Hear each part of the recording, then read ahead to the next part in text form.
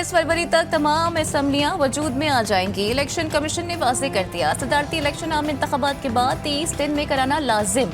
Election commission का कहना है कि 1 मार्च को सदर के इंतखाब का स्केड्यूल जारी किया जाएगा। कागजात नामजदगी जमा कराने के लिए 1 दिन होगा। सदर साहब एक दफ़ा फिर आइन शिकनी करना चाहते हैं तो वो समन ना इशू करें और असम्बली को अप्रूव ना करें। इजलास होना ही होना 21 डे, मैंने लाहौर में भी अर्ज किया था। आइन बिल्कुल वाज़ेह, 21 में इजलास बुलाया जाए। आइन के साथ खेल खेला जा रहा है, लेकिन रहनुमा इसाक डार की मीडिया से गुफ्तगू बोले कौमी असम्बली का इजलास 29 फरवरी को लाजमी होना है। 21 रोज बाद इजलास बुलाने का इख्तियार सदर के पास नहीं। सदर असम्बली पर दस्तखत नहीं करते तो मतलब वो नहीं चाहते कि इजलास हो।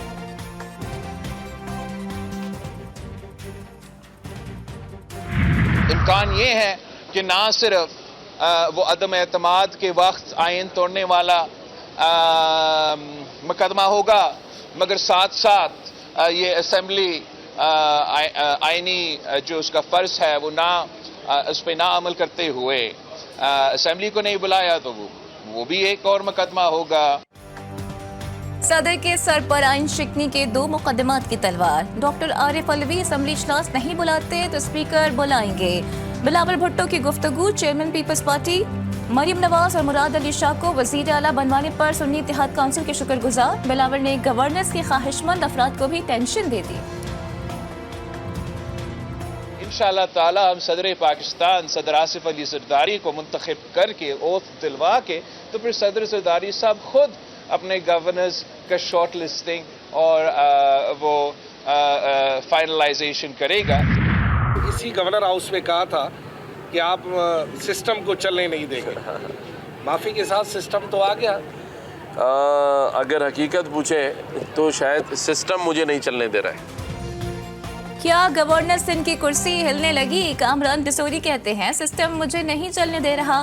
कुछ साजिशी अनासिर नहीं चाहते कि यहाँ IT क्लासेस हो, बेल ऑफ होप चले और राशन तकसीम हो। दोनों जमातों के दरमियान डेडलॉक खत्म कराने के लिए हाजिर हूँ।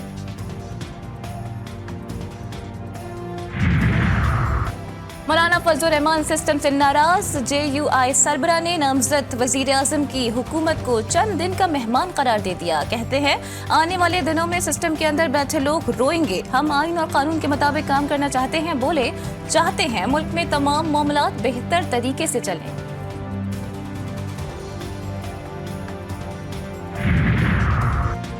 सुन्नी इत्तेहाद काउंसिल की मखसूस नशस्तों का फैसला आज भी ना हो सका।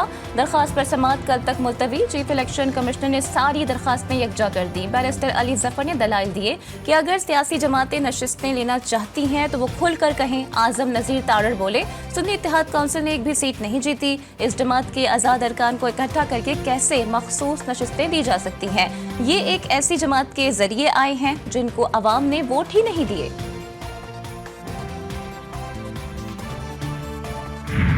ये रिजर्व सीटें सुन्नी इत्तेहाद काउंसिल की है, इस पे किसी भी और पॉलिटिकल पार्टी का हक नहीं है। पंजाब का सेशन गैर कानूनी तरीके से हुआ, सिंध असम्बली का सेशन गैर कानूनी तरीके से हुआ, नेशनल असम्बली का सेशन अगर होगा वो भी गैर कानूनी तरीके से होगा। सारे मेंबरान के नोटिफिकेशन हो जाए उसके बाद असम्बली बुलाना लाजिम है।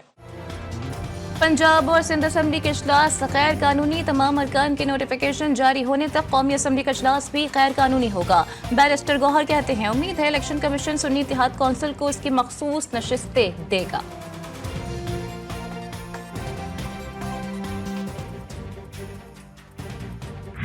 रिजर्व सीट्स विमेन और माइनॉरिटी की सिर्फ और सिर्फ उन्हीं को मिल सकती हैं जिनका तादाद according to the constitution parliament या असेंबली में हो।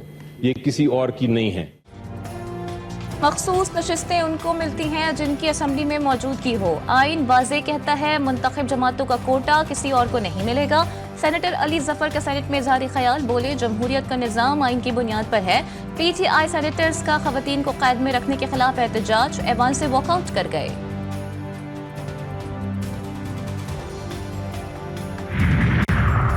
PTI ने स्पीकर कौमी असम्बली के लिए आमिर डोगर को नामजद कर दिया। डिप्टी स्पीकर के लिए जुनैद खान को मैदान में उतारने का फैसला। उमर अयूब ने बड़े फैसले सुना दिए। हफ्ते को एहतजाज का ऐलान।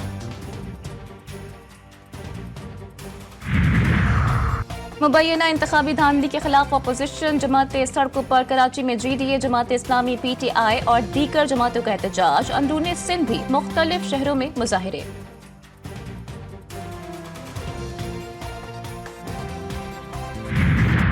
£190 मिलियन स्कैंडल केस में बयानिया PTI और बुशरा बीबी पर फर्द जुर्म आयद। मुल्जिमान का सेहत जुर्म से इनकार। अदालत ने 6 मार्च को 5 गवाहान की तलबी के नोटिस जारी कर दिए।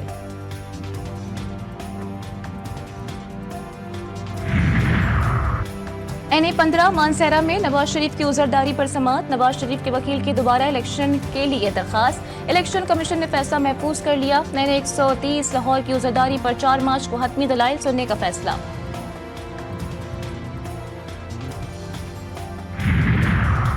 नौमुंतखब वजीर आला सिंध मुराद अली शाह जोधे का हलफ उठाएंगे। गवर्नर सिंध कामरान पिसोरी वजीर आला से हलफ लेंगे।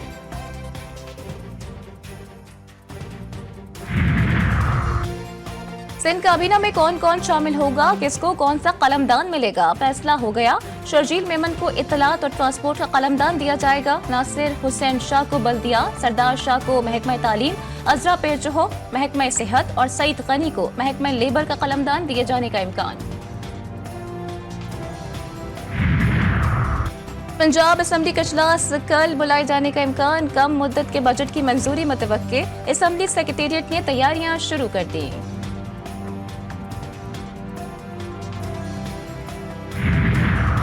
मरियम नवाज लाहौर में सेफ सिटी के दौरे पर कुर्बान लॉन्च पहुंच गई। IG पंजाब की ब्रीफिंग। दरबार हॉल सेक्रेटेरिएट में भी इजलास। मरियम नवाज के वक्त से पहले पहुंचने पर ब्यूरोक्रेसी हैरान। वजीर आला बोली, मालियाती उमूर में शफाफियत पर समझौता नहीं होगा, मैनेट की खिलाफ वर्जी नहीं होने देंगे। सर्विस ऑफ डिलीवरी पर कोई समझौता नहीं किया जाएगा। अफसरान डरने के बजाय सच बताएं।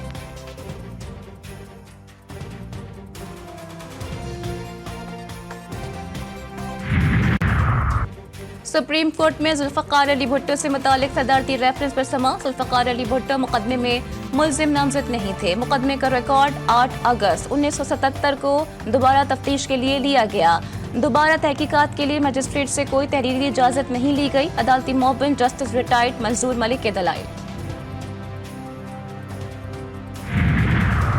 शेख रशीद के खिलाफ एक ही इल्जाम में मुतअद्दिद मुकदमात का केस। इस्लामाबाद हाई कोर्ट ने सिंध पुलिस की रिपोर्ट पर अदम इत्मीनान का इजहार कर दिया। IG सिंध, प्रोसिक्यूटर जनरल और SSP के माड़ी से तफसीली रिपोर्ट तलब। जस्टिस तारिक महमूद ने कहा कि 2 हफ्ते का वक्त है, रिपोर्ट ना दी तो तौहीन अदालत की कार्रवाई होगी और तीनों अफसरान को जेल भेजेंगे।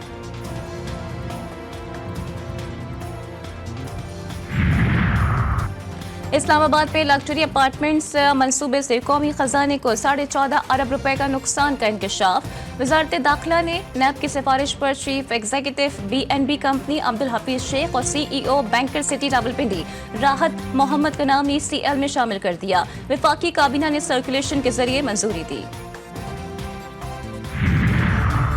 निगरां हुकूमत का पाक ईरान गैस पाइपलाइन मंसूबे पर अमरीकी पाबंदियों से मुतालिक बड़ा फैसला। काबीना ने अमरीकी पाबंदियों के खिलाफ दरख्वास्त दायर करने का प्लान मौखर करने की मंजूरी दे दी। दराई के मुताबिक निगरां वफाकी काबीना ने सर्कुलेशन के जरिए तजावीज़ की मंजूरी दे दी। प्लान मौजूदा जियोपॉलिटिकल सूरत हाल के बायस मौखर किया गया। अमरीकी पाबंदियों से इस्तिस्ना की दरख्वास्त का हतमी मुसवदा तैयार किया जा चुका था।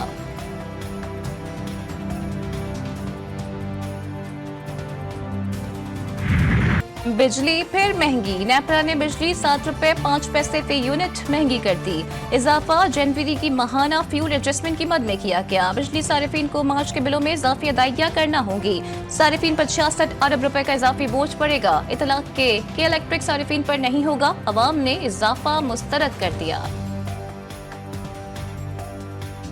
7 रुपए बिजली महंगी कर दी है, ये हमें मारना चाहते हैं। गरीब तो ये मार देंगे, गरीबों के लिए पाकिस्तान है ही नहीं। अब बहुत बुरे हालात हैं इस मुल्क के कि मैं कहता हूं कि शर्म की बात है। हुक्मरान को सोचना चाहिए कि वो और कितना खून पिएंगे अवाम का। तो खुदा इस अवाम पे रहम फरमाए, अपने अखराजात थोड़े से कंट्रोल करें।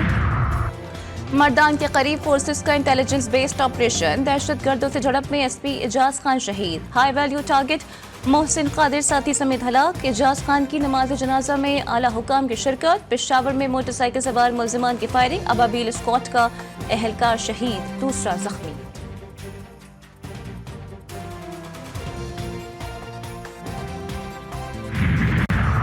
जुडिशल कॉम्प्लेक्स रावलपिंडी में मुखालिफिन की फायरिंग, अदियाला जेल से लाया गया हवालाती कत्ल, पुलिस ने मुलजिम को गिरफ्तार कर लिया।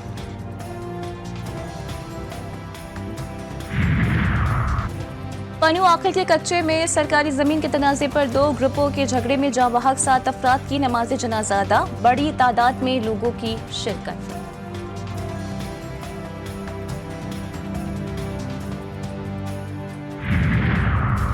LOC पर भारत आउट ऑफ कंट्रोल, सरहदी जारियत से बाज न आया, पाक फौज ने LOC पर भारतीय फौज का क्वाडकॉप्टर मार गिराया। पाक फौज ने 25 फरवरी को दिन 12:56 पर लाइट ऑफ कंट्रोल पर पाकिस्तानी इलाके की जासूसी करने वाले भारतीय फिजाइये के क्वाडकॉप्टर को मार गिराया। ऑपरेशन स्विफ्ट रिटॉर्ट को 5 साल मुकम्मल, 27 फरवरी को भारतीय फिजाइये के पायलट अभिनंदन ने बदतरीन शिकस्त के बाद पाकिस्तानी चाय की तारीफ की। ISPR का कहना है कि 27 फरवरी 2019 हमारी तारीख का एक अहम वाकया है। इस दिन पाकिस्तान के अवाम के आज़म और मुसल्लह फौज की पेशेवराना महारत का मुजाहिरा किया गया। पाकिस्तान ने भारत के सियासी तहफ़्फ़ुज़ात और इंतखाबी खदशात के बाइस की गई बिला जवाज़ जारियत का जवाब दिया। इसराइली दरिंदगी का सिलसिला जारी, गजा में जगह जगह फिजाई हमले, रिहायशी इमारतों को ड्रोन से निशाना बनाया गया। रफा के मज़ाफ़ाती इलाकों जबालिया और जनूबी गजा में 35 फ़लस्तीनी शहीद, दर्जनों ज़ख्मी, शहदा की तादाद 30,000 से तजावुज़ कर गई। गजा जारी कैदियों का तबादला और 6 हफ्तों की जंगबंदी मुआहदे में शामिल। पेरिस के बाद दोहा में भी फरीकैन मुआहदे के लिए इत्तेफाक राय तक पहुंच गए। अमरीकी सदर जो बाइडेन का पीर से जंगबंदी पर अमल दरामद शुरू होने का दावा।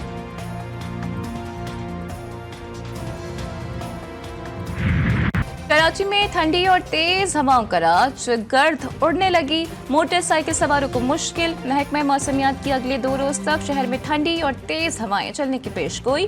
1 मार्च को गरज चमक और तेज हवाओं के साथ बारिश का भी इम्कान। सिंध और बलूचिस्तान के मुख्तलिफ अजला में भी बारिश। वादी ज़ियारत में बर्फबारी से निज़ाम ज़िंदगी दरहम बरहम। बालाकोट के सयाहती मकामात पर दोबारा बर्फबारी के बाद सयाहों के डेरे।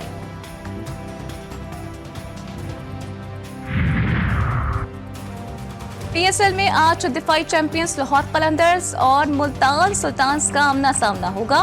मुल्तान सुल्तान्स मैच जीता तो फाइनल में एंट्री पक्की। गुज़िश्ता रोज पेशावर ज़ल्मी ने इस्लामाबाद यूनाइटेड को 8 रन से हराया। आरिफ की जानिब से 5 विकेटें हासिल की गईं। और कराची में 7वीं लेडीज एमेच्योर गोल्फ चैंपियनशिप का आगाज। दिफाई चैंपियन पारखा एजाज समेत 7 गोल्फर्स इन एक्शन। 40 किलोमीटर की रफ्तार से चलने वाली हवाओं के बायस खिलाड़ियों को मुश्किलात का सामना।